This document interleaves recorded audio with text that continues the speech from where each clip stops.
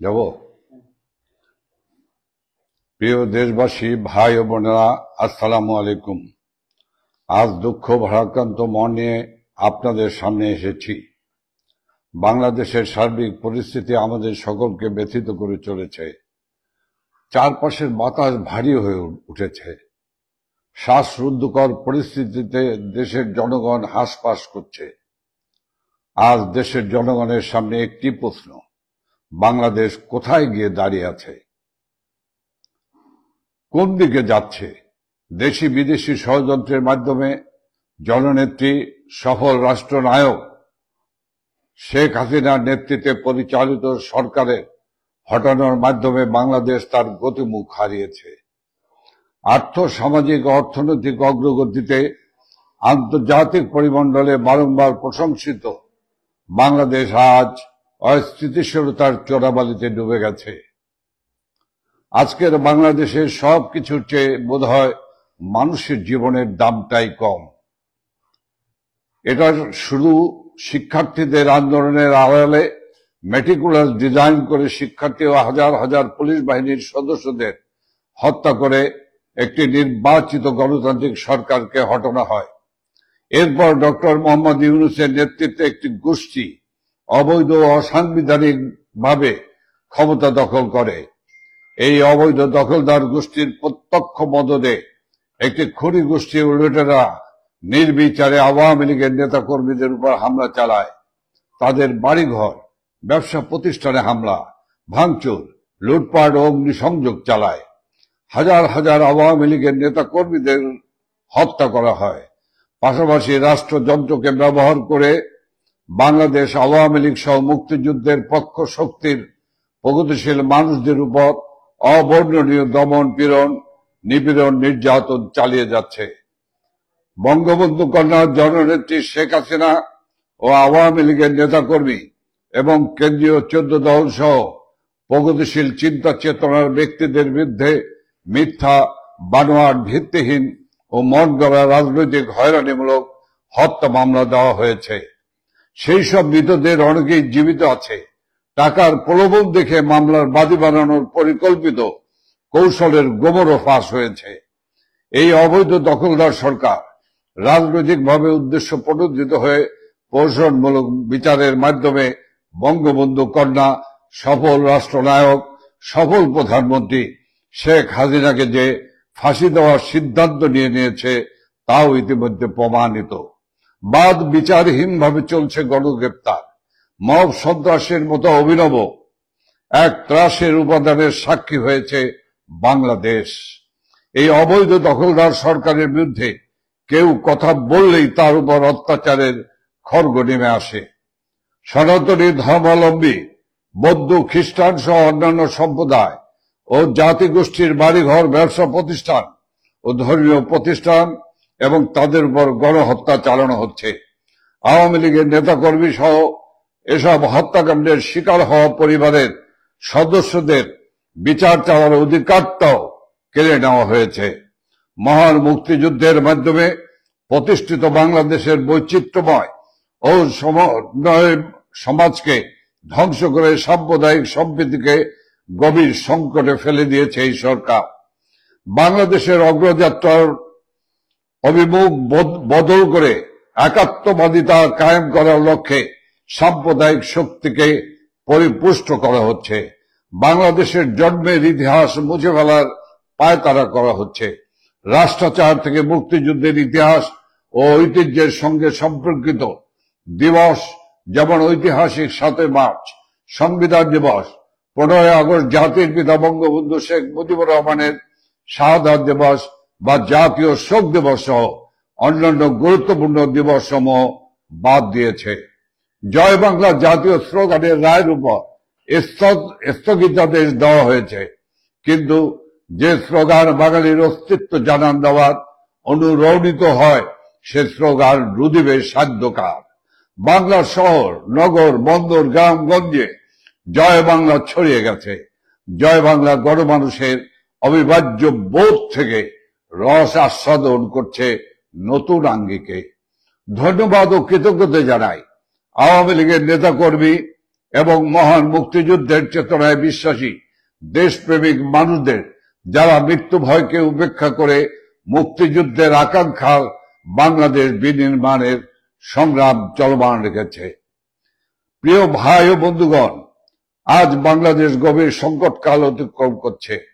একে তো মানুষের জানমালের নিরাপত্তা নাই, আবার নিত্য প্রয়োজনীয় দ্রব্য সহ সবকিছুর দাম ঊর্ধ্বমুখী। দ্রব্যমূল্যের ঊর্ধ্বগতির ফলে প্রতিনিয়ত দুর্বিষহ হয়ে উঠেছে মানুষের জীবন। বর্তমানে বাংলাদেশে বেঁচে থাকার জন্য সবকিছুতে চড়া মূল্য দিতে হলেও একমাত্র বোধ হয় মূল্যহীন হয়ে পড়েছে মানুষের জীবন। সময়ের সঙ্গে পাল্লা দিয়ে বাড়ে লাশের সংখ্যা। যত্রতত্র ফুলের সুবাস না থাকলেও নাকে ভেসে আসে গলিত অর্ধগলিত লাশের দুর্গন্ধ।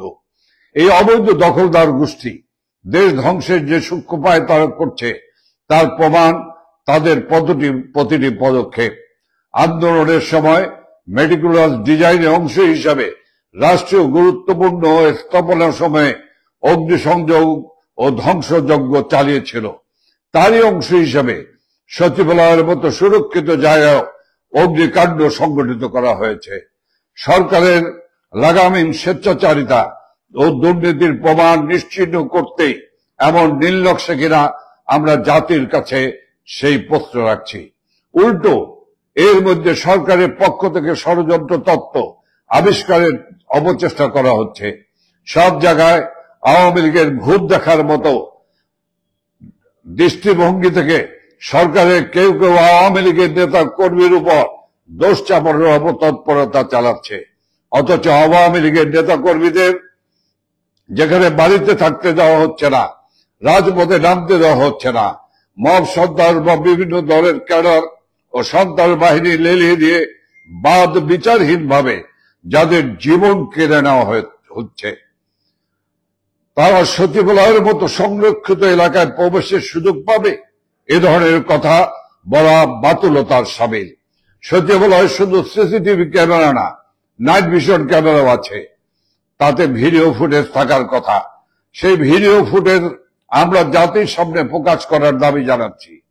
নিরপেক্ষ ও সুষ্ঠু তদন্তের মাধ্যমে এই অগ্নিকাণ্ড সংগঠিত করার সঙ্গে জড়িতদের বিচারের আওতায় আনার দাবি জানাচ্ছি। আজ জনমানসের কথা উঠেছে, যে সরকার জনগণের জানমাল ও সচিবালয়ের মতো গুরুত্বপূর্ণ স্থাপনার নিরাপত্তা দিতে পারে না, সেই সরকারের রাষ্ট্র পরিচালনার নৈতিক বৈধতা নাই। এই সরকারের পদত্যাগ নিয়ে তাই গণদাবি উঠেছে। সেই গণদাবির প্রতি সমর্থন রেখে আমরাও অবৈধ অসাংবিধানিক দখলদার ফ্যাসিস্ট ইউনূস সরকারের পদত্যাগ দাবি করছি। একই সাথে বাংলাদেশ আওয়ামী লীগ সহ মহান মুক্তিযুদ্ধের চেতনায় বিশ্বাসী দেশপ্রেমিক জনগণের প্রতি আবারও ধন্যবাদ ও কৃতজ্ঞতা জানাই, এই জন্য যে তারা সকল দিক থেকে বাংলাদেশের জন্য উৎসাহের এই সময় নিজেদের বিবেকের তাড়না থেকে ফ্যাসিস্ট এই সরকারের বিরুদ্ধে সোচ্চার রয়েছেন। আমরা বিশ্বাস করি সমগ্র জাতির সম্মিলিত বিবেক যতই আহত কখনো পরাজয় স্বীকার করবে না। গতকাল রাষ্ট্রের সর্বোচ্চ গুরুত্বপূর্ণ ভবন সচিবালয় আগুনে স্থানীয় সরকার, পল্লী উন্নয়ন সমবায় মন্ত্রণালয়, সড়ক পরিবহন মন্ত্রণালয়, সেতু, ডাক ও টেলিযোগাযোগ, যুব ক্রীড়া মন্ত্রণালয় এবং শ্রম কর্মসংস্থান মন্ত্রণালয়ের নথিপত্র, কম্পিউটার ও আসবাব পড়ে ছাই হয়ে গেছে। রাষ্ট্রের সর্বোচ্চ নিরাপত্তার মধ্যে এমন ঘটনায় জাতি হতবিহ্বল। লোক দেখানো নয়, জনগণের সুনির্দিষ্ট তথ্য প্রমাণ সহ সঠিক তদন্ত আশা করে। ঘটনার তদন্তে স্বরাষ্ট্র মন্ত্রণালয়ের জ্যেষ্ঠ সচিবকে প্রধান করে একটি উচ্চ পর্যায়ের কমিটি গঠন করা হয়েছে। কমিটিতে ফায়ার সার্ভিস ও সিভিল ডিফেন্স অধিদপ্তরের প্রধানকে সদস্য সচিব করা হয়েছে। এর আগে মন্ত্রিপরিষদ বিভাগ একজন অতিরিক্ত সচিবের নেতৃত্বে 7 সদস্যের একটি তদন্ত কমিটি গঠন করেছিল। পরে এই কমিটি বাতিল করা হয়। বারবার কমিটি গঠন ও পরিবর্তনকে জনগণ আসল ঘটনা ধামাচাপা দেওয়ার অথবা উদরপিণ্ডি বুদর ঘাড়ে চাপানোর অবচেষ্টা বলে মনে করে। ঘটনাস্থলে একজন তথাকথিত সমন্বয়ককে দেখা গেছে, যিনি কিছুদিন আগে একটা টিভিতে সাক্ষাৎকারে স্বীকার করেছে আন্দোলনের সময় আন্দোলনকারীরা মেট্রো রেল সহ বিভিন্ন স্থাপনাতে আগুন দেয়া সহ পুলিশ হত্যাকাণ্ডের সাথে জড়িত ছিল। ঘটনাস্থলে এই সমন্বয়কদের উপস্থিতি সন্দেহের উদ্বেগ করে। হয়তো সরকারের প্রচারণায় সমন্বয়করাই এই ঘটনার সাথে যুক্ত। ঘটনাস্থলে একজন উদ্ধারকর্মী ফায়ার ফাইটার ট্রাক চাপায় নিহত হয়েছে। এটা কি হত্যাকাণ্ড? ইনি কি এমন কিছু দেখে ফেলেছিলেন যা ডক্টর ইউনূসের অবৈধ ফ্যাসিস্ট সরকারের জন্য বিব্রতকর ছিল? রাষ্ট্রের সর্বোচ্চ নিরাপত্তার মধ্যে এমন দুর্ঘটনা সরকারের মেটিকুলাস পরিকল্পনা ছাড়া আদৌ কি সম্ভব? চট্টগ্রামের চিন্ময় কৃষ্ণ দাসকে গ্রেপ্তার কেন্দ্র করে আইনজীবী হত্যার মধ্য দিয়ে সরকার মেটিকুলাসলি দেশে সাম্প্রদায়িক উস্কানির মাধ্যমে ফায়দা নেবার চেষ্টা করেছে। বর্তমানে সচিবালয় অগ্নিসংযোগ কি সরকারের টিকে থাকার আরেকটি অপচেষ্টা? কোটা বিরোধী আন্দোলন করে যারা নিজেরাই ছাত্র কোটায় উপদেষ্টা হয়েছে, শুধু তাদের মন্ত্রণালয় কেন আগুন লাগলো? বিষয়টি অবশ্যই নিরপেক্ষ তদন্তের দাবি রাখে। দ্রব্যমূল্যের সীমাহীন ঊর্ধ্বগতি, লোডশেডিং, ডলারের লাগাম ছাড়া দাম, একের পর এক শিল্প কারখানা ও বিভিন্ন প্রতিষ্ঠান বন্ধে বেকারত্বের কারণে জনগণের যে অসহায়ত্ব, সরকারের সেসব বিষয়ে কোনো নজর নেই। সংস্কারের নামে দেশ থেকে বঙ্গবন্ধু, মুক্তিযুদ্ধের চেতনা ও আওয়ামী লীগকে নিশ্চিহ্ন করতে ব্যস্ত। বঙ্গবন্ধু আওয়ামী লীগের নেতৃত্বে এই বাংলাদেশ মুক্তিযোদ্ধাদের আত্মত্যাগের বিনিময়ে গঠিত হয়েছে। এদেশে মুক্তিযুদ্ধের চেতনা কেউ মুছে ফেলতে পারবে না। বৃথা চেষ্টা না করে জনদুর্ভোগ কমান, জনগণের যানবাহনের নিরাপত্তা নিশ্চিত করুন। হাজার হাজার পুলিশ সদস্য হত্যাকাণ্ডের সুষ্ঠু বিচার নিশ্চিতে স্বাধীন নিরপেক্ষ বিজ্ঞ ব্যক্তিবর্গের সমন্বয়ে একটি উচ্চ ক্ষমতা সম্পন্ন ট্রাইব্যুনাল গঠন করতে হবে। পুলিশ, আওয়ামী লীগের নেতাকর্মী ও সংখ্যালঘু সম্প্রদায়ের মানুষদের হত্যাকারীদের বিচার না করার জন্য আইন করে যে ইন্ডিমিনিটি দেওয়া হয়েছে সেটা বাতিল করতে হবে। যেখানে সেখানে মবের মাধ্যমে আইন শৃঙ্খলা রক্ষাকারী বাহিনীর উপস্থিতিতে ও সহযোগিতায় আওয়ামী লীগের নেতাকর্মীদের ও সংখ্যালঘু সম্প্রদায়ের মানুষদের যে হত্যার সংস্কৃতি ফ্যাসিস্ট সরকার চালু করেছে তা বন্ধ করে তার বিচার করতে হবে। ছাত্রলীগের অসংখ্য নেতাকর্মীদের শিক্ষা জীবন আজ বিপন্ন। তারা শিক্ষা প্রতিষ্ঠানে যেতে পারছে না। ছাত্রলীগ করার অপরাধে তাদের শিক্ষা জীবনের মূল পরীক্ষা অংশগ্রহণ করতে দেওয়া হচ্ছে না। শুধু ছাত্রলীগ করার কারণে তাদের শিক্ষা প্রতিষ্ঠান থেকে বের করে দেওয়া হচ্ছে। এগুলো মানবাধিকারের সুস্পষ্ট লঙ্ঘন। এসব বন্ধ করতে হবে। কোনো কারণ ছাড়া অথবা হাস্যকর কারণ দেখে অসংখ্য মানুষের চাকরি থেকে বিনা কারণে অব্যাহতি দেওয়া হচ্ছে। এসব বন্ধ করে তাদের চাকরিতে পুনর্বহাল করতে হবে। মবের মাধ্যমে দেশের বিভিন্ন শিক্ষা প্রতিষ্ঠানে সম্মানিত শিক্ষকদের অপদস্থ করে পদ ও চাকরি থেকে সরিয়ে দেওয়া হয়েছে, তাদের স্বপদে পুনর্বহাল করতে হবে।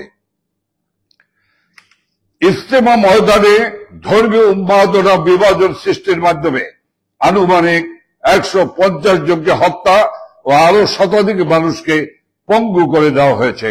কেন এই পরিস্থিতি জাতি জানতে চায়।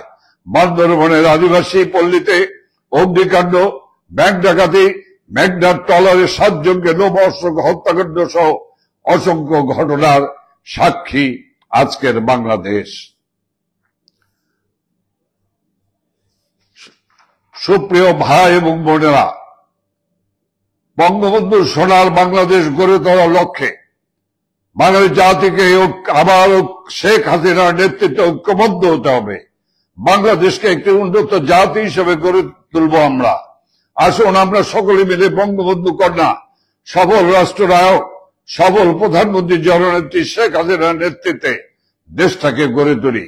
দেশের সকল শ্রেণী পেশার মানুষের কাছে, দেশের বুদ্ধিজীবীদের কাছে এবং সকল সরকারি বেসরকারি কর্মকর্তা কর্মচারীদের কাছে, আইন শৃঙ্খলা রক্ষাকারী বাহিনী দেশপ্রেমিক সেনাবাহিনীর কাছে আহ্বান থাকবে, রক্তে কেনা স্বাধীন বাংলাদেশ, উদীয়মান বাংলাদেশ, ইমার্জিং টাইগার বাংলাদেশকে ধ্বংস করে দিবেন না। আসুন আমরা এই সমস্ত বিপদগামীদেরকে প্রতিহত করি, আমাদের দেশটাকে রক্ষা করি। ওরা আমার দেশের স্বাধীনতা ধ্বংস করতে চায়, ওরা আমার পতাকা পরিবর্তন করতে চায়, ওরা আমার জাতীয় সঙ্গীত পরিবর্তন করতে চায়, ওরা আমার মুক্তিযুদ্ধের মধ্য দিয়ে অর্জিত মুক্তিযুদ্ধের সকল চেতনাকে ধ্বংস করে দিতে চায়। আমাদের ভবিষ্যৎ, আসুন আমরা এই দেশটাকে বাঁচাই। আমাদের আর বসে থাকার সময় নেই। আমাদের ভবিষ্যৎ প্রজন্ম, আমাদের সন্তান সন্ততিদের কাছে, পরবর্তী প্রজন্মের কাছে জবাবদিহি করতে হবে। আসুন প্রতিবাদ করি, প্রতিরোধ করি, এই সমস্ত বিপদগামী লুটেরা সন্ত্রাসীদের হাত থেকে দেশকে রক্ষা করি। ওরা স্বাধীনতা বিরোধী, ৭১ মানে না, ওরা জাতীয় পতাকা মানে না, ওরা জাতির পিতা মানে না, ওরা দেশপ্রেমিক নয়, ওরা দেশ ধ্বংসকারী, রাষ্ট্রদ্রোহী। আজ আমি আপনাদেরকে ধন্যবাদ জানিয়ে আমি আমার বক্তব্য এখানে শেষ করছি। খোদা হাফেজ। জয় বাংলা, জয় বঙ্গবন্ধু, জয় শেখ হাসিনা।